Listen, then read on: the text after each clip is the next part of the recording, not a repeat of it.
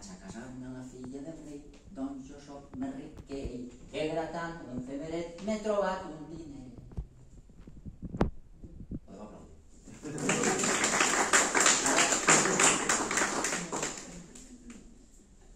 El Lluís el riu. Això aneu a cantar-ho. Al final